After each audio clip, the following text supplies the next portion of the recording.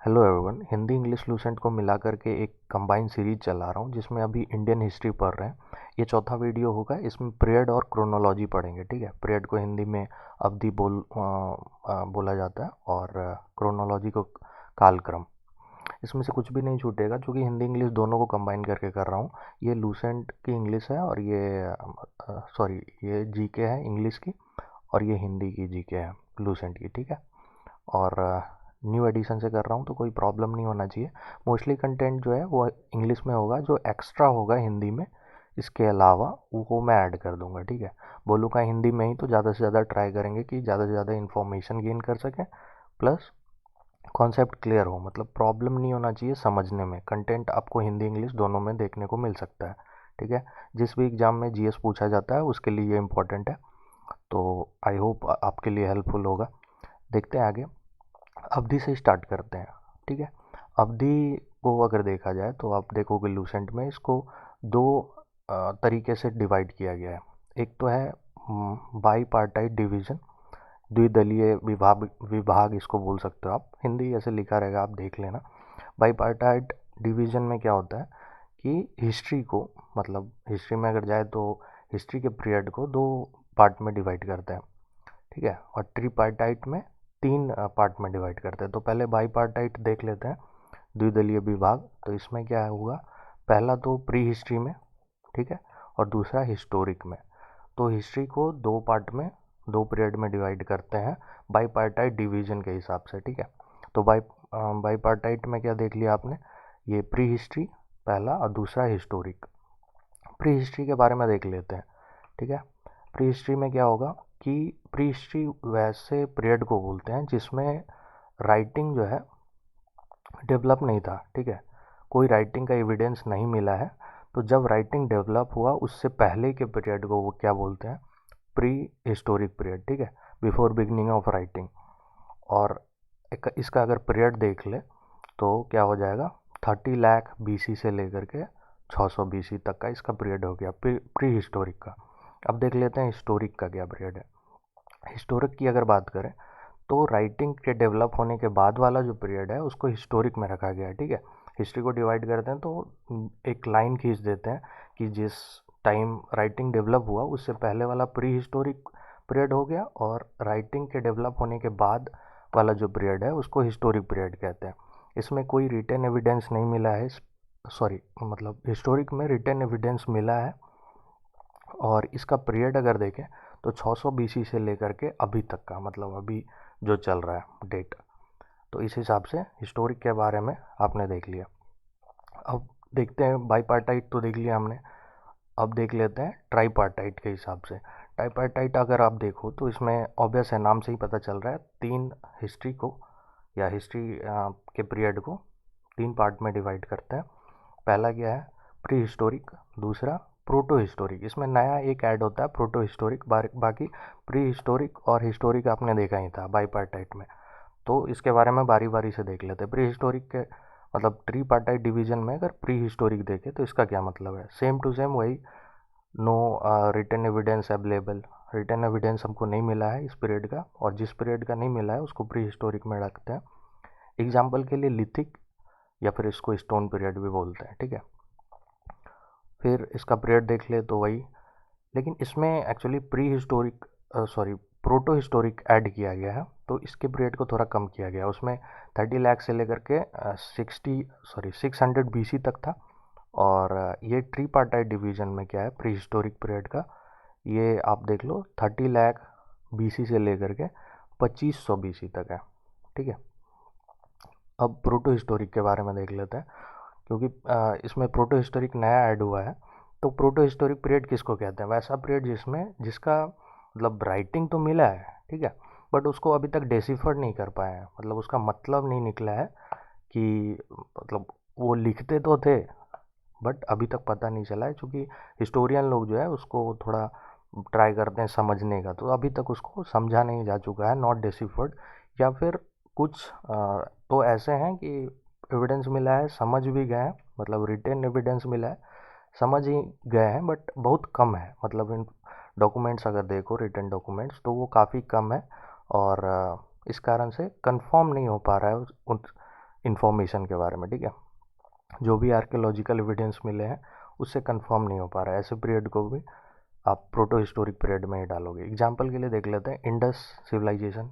Obvious है Indus civilisation का written writing evidence तो हम लोगों को मिला है, बट अभी तक उसको डिसिफर्ड नहीं किया गया, मतलब अभी तक उसका मतलब नहीं पता चला है। फिर वैदिक कल्चर का आप देखो तो राइटिंग एविडेंस ऑब्वियस है, उसको पता भी चला है, हम लोग पढ़ भी चुके हैं, बट वो कंफर्म नहीं कर पा रहा है, उससे कंफर्म नहीं हो पा रहा है, इस मतलब श्योरली नहीं कर पा रहे हैं कि हाँ ऐसा ऐसा है।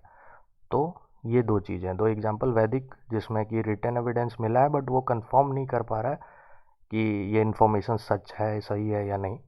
और अगर इंडस सिविलाइजेशन का बात करें तो उसमें राइटिंग तो मिला है बट वो अभी तक समझा नहीं जा चुका है। तो ये प्रोटो हिस्टोरिक में आता है, ठीक है। इंडस सिविलाइजेशन और वैदिक कल्चर जो एग्जाम्पल है प्रोटो हिस्टोरिक का हो गया। ये कब से कब तक था, तो 2500 बीसी से लेकर के 600 बीसी तक था, ठीक है। तो ये हो गया प्रोटो हिस्टोरिक। अब आगे देख लेते हैं जो कि बचा है हिस्टोरिक। हिस्टोरिक में क्या है, रिटन एविडेंस अवेलेबल है, रिटन तो यहाँ भी था अवेलेबल बट समझ नहीं पा रहे थे और कुछ स्कार्सिटी था, कम था इन्फॉर्मेशन, इस कारण से भी चीज़ें कंफर्म नहीं हो पा रही थी। हिस्टोरिक में क्या है, रिटन एविडेंस अवेलेबल है, ठीक है, समझ भी पा रहे हैं, वो काफ़ी भी है समझने के लिए, ठीक है, इसलिए उसका मतलब ये हिस्टोरिक में आ जाता है। तो उसका क्या एग्जांपल है, महाजनपदा से लेकर के अभी तक, ठीक है, हम लोग समझ भी पाए हैं, कंफर्म भी कर सकते हैं कि हाँ ये इन्फॉर्मेशन सही है, क्योंकि एविडेंस ज़्यादा मिला है, ठीक है, रिटन एविडेंस जो भी है काफ़ी है। इसका मतलब देख लेते हैं। ये तो ऑब्वियस है 600 बीसी से लेकर के अभी तक का जो पीरियड है उसको हिस्टोरिक में रखते हैं, ठीक है। तो ये इन्फॉर्मेशन था ट्रीपार्टाइट के बारे में। ट्रीपार्टाइट को 3 पार्ट में डिवाइड करते हैं, प्री हिस्टोरिक, प्रोटो हिस्टोरिक और हिस्टोरिक, ठीक है। तो ये अब थोड़ा आगे देख लेते हैं। आगे क्या है, प्री हिस्टोरिक के बारे में थोड़ा सा दिया हुआ है। इन्फॉर्मेशन इधर उधर हो सकता है लूसेंट का, बट चीज़ें मैं समझा दूंगा सारा और कुछ भी नहीं छोड़ूंगा, ठीक है। तो आप सिर्फ ध्यान देना कि हाँ चीज़ें कवर हो रही हैं। ये इन्फॉर्मेशन थोड़ा आगे का इन्फॉर्मेशन मैं पहले दे रहा हूँ। तो इसमें क्या था, प्री हिस्टोरिक पीरियड को भी 3 पार्ट में डिवाइड किया गया, ठीक है। तो वो कौन सा है, लिथिक स्टोन पीरियड जिसका एग्जाम्पल में भी देखे थे हम लोगों ने, फिर कॉपर पीरियड और आयरन पीरियड, ठीक है। तो प्री हिस्टोरिक को 3 पार्ट में डिवाइड करते हैं, lithic period, copper period, iron period. ये टूल्स के बेसिस पे है, ठीक है। ये जो 3 पार्ट आप देख रहे हो, ये सब डिवीज़न जो देख रहे हो आप, ये on the basis of tools है, ठीक है। जो भी टूल्स मिले हैं, आर्कियोलॉजिकल फाइंड्स जो हैं उनके बेसिस पे, उनके आधार पे बोला जा रहा है, ठीक है। तो ये अवधि के बारे में हो गया। अब क्रोनोलॉजी देख लेते हैं। अगला जो टॉपिक है उसमें लूसेंट में छोटा छोटा टॉपिक है, उसको कंप्लीट करेंगे फिर आगे देखेंगे। क्रोनोलॉजी जो है, जिसको कालक्रम बोलते हैं, उसके बारे में देख लेते हैं। अगर हम स्टडी का बात करें कि इतिहास को स्टडी करने के लिए सुविधा मतलब हो पाए, इसलिए इसको 3 पार्ट में डिवाइड किया गया है। कौन सा, प्राचीन भारत जिसको इंग्लिश में आप बोलते हो एंशियंट इंडिया, देन मध्यकालीन भारत जिसको मेडाइवल इंडिया बोलते हो, और आधुनिक भारत जिसको मॉडर्न इंडिया बोलते हो, ठीक है। तो स्टडी प्रॉपरली कर पाए और उसमें आसानी हो, इसलिए पूरे हिस्ट्री को, इंडियन हिस्ट्री को 3 पार्ट में डिवाइड किया गया है।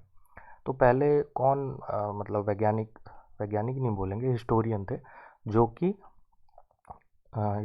हिस्ट्री को 3 पार्ट में डिवाइड किया था। तो वो कौन थे, जर्मन हिस्टोरियन थे, इतिहासकार क्रिस्टोफ सेलिरस, ठीक है, क्रिस्टोफ सेलिरस। इनका आप देख लो, ये जीवन काल है 1638 से लेकर के 1707 एडी तक, ठीक है। सेम टू सेम, मतलब इंग्लिश में भी दिया है, हिंदी में भी दिया है, तो इन्फॉर्मेशन सेम है, ठीक है। एंशियंट, मेडाइवल, मॉडर्न इंडिया में डिवाइड किया था इन्होंने, किसने, तो क्रिस्टोफ सेलिरस, ये याद रख सकते हो, पहले बंदे, पहले इतिहासकार जिन्होंने पूरे इंडियन हिस्ट्री को, सॉरी इंडियन हिस्ट्री नहीं, पूरे हिस्ट्री को 3 पार्ट में डिवाइड किया था। तो कौन सा, तो एंशियंट, मेडाइवल और मॉडर्न, ठीक है। और उसके बाद क्या हुआ, ये जो टी पार्टाइट डिवीज़न है ये वाला, इन्होंने ही दिया था। इसके बाद क्या हो गया, ये जनरली यूज किया जाने लगा राइटिंग और रीडिंग में, ठीक है। हम लोग हिस्ट्री अब जब भी पढ़ते हैं तो ऑब्वियस है, आपने देखा है कि एंशियंट, मेडाइवल, मॉडर्न करके पढ़ते हैं। इंडिया को भी डिवाइड कर दिया है, एंशियंट इंडिया, मेडाइवल इंडिया और मॉडर्न इंडिया, ठीक है। तो आप ये क्रिस्टोफ सेलियरस का फ़ोटो देख लो, यही वो बंदे हैं जिन्होंने डिवाइड किया था फर्स्ट टाइम, ठीक है। अब देख लेते हैं इंडियन हिस्ट्री के बारे में, थोड़ा सा इंट्रो देख लेते हैं आगे का कि आगे हम लोग क्या क्या पढ़ेंगे, ठीक है। तो इसमें इसको 3 पार्ट में डिवाइड किया जाता है जनरली, जो अभी अभी तुरंत बताया हूँ, ठीक है। Ancient, medieval, then modern. और इसका देख लें, एंशियंट का जो पीरियड अभी कंसीडर किया जाता है तो वो क्या है, बिगनिंग से लेकर के 647 एडी तक, ठीक है। बिगनिंग शुरू से लेकर के, तो बिगनिंग कहाँ से मानते हैं, तो फ्रॉम लिथिक स्टोन पीरियड से लेकर के डेथ ऑफ हर्षा तक को मानते हैं एंशियंट इंडिया, ठीक है। और मेडाइवल में अगर देखें तो मेडाइवल को कब से कब तक माना जाता है, तो 647 से लेकर के 1757 एडी तक, ठीक है। जो कि डेथ ऑफ हर्षा से लेकर के बैटल ऑफ प्लासी जो कि 1757 में हुआ था, तो बैटल ऑफ प्लासी तक को मेडाइवल इंडिया माना जाता है। मॉडर्न इंडिया कब से कब तक है, तो 1757 से लेकर के अभी तक को मॉडर्न माना जाता है। मतलब बैटल ऑफ प्लासी जो कि 1757 से में हुआ था, उससे लेकर के अभी तक के डेट को मॉडर्न इंडिया में माना जाता है, ठीक है। ये सब आगे पढ़ेंगे, इन्फॉर्मेशन आप ले लो कि हाँ ये सब पढ़ना है आगे, कहाँ से कहाँ तक इनको डिवाइड किया गया है, एंशियंट कहाँ से कहाँ तक है, मेडाइवल कहाँ से कहाँ तक है, और मॉडर्न किस पीरियड से लेकर के, मतलब किस डेट से लेकर के किस डेट तक है, ऐसा मतलब फिक्स किया गया है कि ऐसे डिवाइड किया है हमने, ठीक है। एंशियंट इंडिया जो बिगनिंग से लेकर के 647 एडी तक है, उसमें क्या क्या पढ़ेंगे हम लोग, ये आप शॉर्ट में देख लो जल्दी जल्दी लिस्ट। प्री हिस्टोरिक पीरियड, ठीक है, मैं ये पीरियड नहीं बोलूँगा, आप देख लेना। प्री हिस्टोरिक पीरियड पढ़ेंगे, फिर हम लोग इंडस सिविलाइजेशन पढ़ेंगे, वैदिक कल्चर पढ़ेंगे, महाजनपद पीरियड, ठीक है, फिर Mauryan period, post Mauryan, then post Mauryan या फिर उसको प्री गुप्ता पीरियड भी आप बोल सकते हो, देन गुप्ता पीरियड पढ़ेंगे, फिर पोस्ट गुप्ता पीरियड या वर्धना डायनेस्टी, ठीक है। तो ये सारे एंशियंट में है, मतलब पढ़ना है हम लोगों को। इसको शॉर्ट में लिस्ट दिया हुआ था तो मैं सोचा लिस्ट दिखा ही देता हूँ, फिर ऐसा होगा कि नहीं बॉक्स वाला छूट गया, तो छोड़ने से अच्छा है सारा देख ही लेते हैं, ठीक है। मेडाइवल में क्या क्या पढ़ना है, मेडाइवल में अर्ली मेडाइवल पीरियड पढ़ेंगे 647 से लेकर के 1206, ये एडी में है, ठीक है। ऑब्वियस है, मेडाइवल से लेकर के एडी में आ जाता है, एडी लिखते नहीं है बट एडी में ही है। अब बाकी फिर दिल्ली सल्तनत या सल्तनत पीरियड देखेंगे 1206 से लेकर के 1526, फिर मुग़ल पीरियड देखेंगे 1526 से लेकर के 1707, ये 0 एक्स्ट्रा हो गया मेरे ख्याल से, तो ये टाइपिंग में हो जाता है गलती, ठीक है। तो ये 1707 है, आप इस 0 को काट ही दो, ठीक है। आगे देखते हैं, फिर मेडाइवल पीरियड के बाद आ जाता है मॉडर्न पीरियड, ठीक है। मॉडर्न पीरियड बता चुका हूँ कब से कब तक था, तो प्लासी, बैटल ऑफ प्लासी जो कि 1757 से लेकर के अभी तक, अभी जो डेट चल रहा है। इसको स्टेजेज में, पहला स्टेज क्या था, तो स्टेजेस ऑफ ब्रिटिश कॉलोनलिज्म, उसमें फर्स्ट फेज देखेंगे मर्केंटाइल फेज, जिसका जो पीरियड है 1757 से लेकर के 1813। इसमें क्या था, मोनोपोली ऑफ ट्रेड था, और ईस्ट इंडिया कंपनी के बारे में पढ़ेंगे। फिर direct appropriation of revenue, revenue जो कलेक्ट करते थे। इसको जल्दी आगे, एक्चुअली इसको डिटेल में पढ़ना है ये सारा, तो जल्दी जल्दी देख लेते हैं।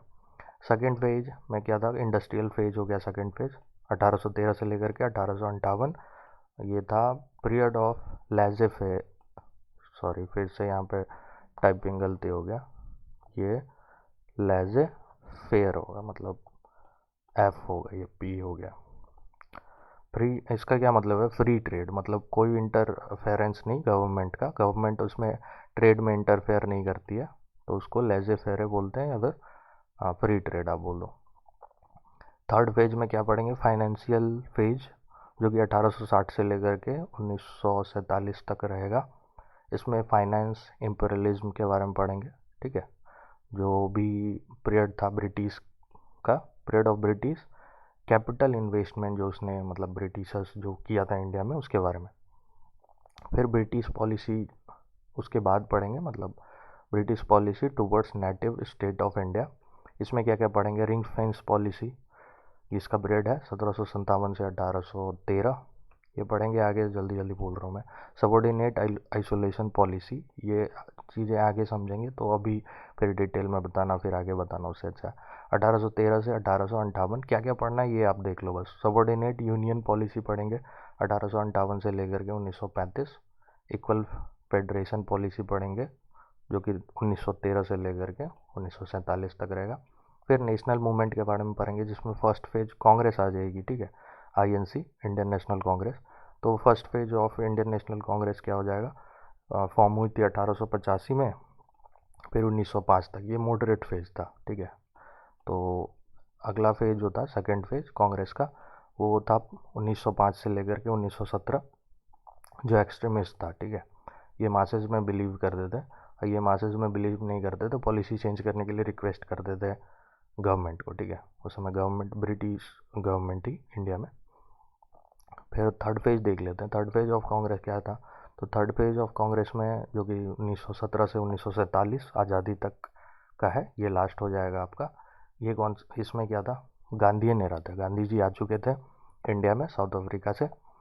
तो ये सारा इन्फॉर्मेशन था, इसको आप समझो इंट्रो टाइप का था, ठीक है। तो इंट्रोडक्शन ख़त्म हो गया। अगले वीडियो से हम लोग एंशिएंट इंडिया में हिस्टोरिकल सोर्सेज से एंट्री करेंगे, ठीक है। तो ये था इंडियन हिस्ट्री का इंट्रो, और ये इंग्लिश में सिर्फ दिया हुआ है। एक्चुअली आप अगर हिंदी में देखोगे तो छोटा सा इंट्रो है जो मैं पहले वीडियो में बता चुका हूँ। तो जो एक्स्ट्रा होगा मैं ऐड कर ही दूंगा, इसमें सोचने वाली बात नहीं है, ठीक है। बट जो इंग्लिश में भी है, हिंदी में भी है, सेम टू सेम है, तो उसको ऐड करने का कोई मतलब बनता नहीं है, ठीक है। इन्फॉर्मेशन ज़्यादा से ज़्यादा मिलना चाहिए। ऐसा नहीं कि कंटेंट पे देखेंगे कि हिंदी में है कि इंग्लिश में है। मैं बोल तो हिंदी में ही रहा हूँ, तो समझने पे ज़्यादा जोर डालेंगे, ठीक है। बाकी आज के लिए यही था, आगे से देखेंगे कल से हिस्टोरिकल रिसोर्सेज। बाकी आप फीडबैक ज़रूर दो। खुश रहो, मस्त रहो, स्वस्थ रहो। Thank you, bye.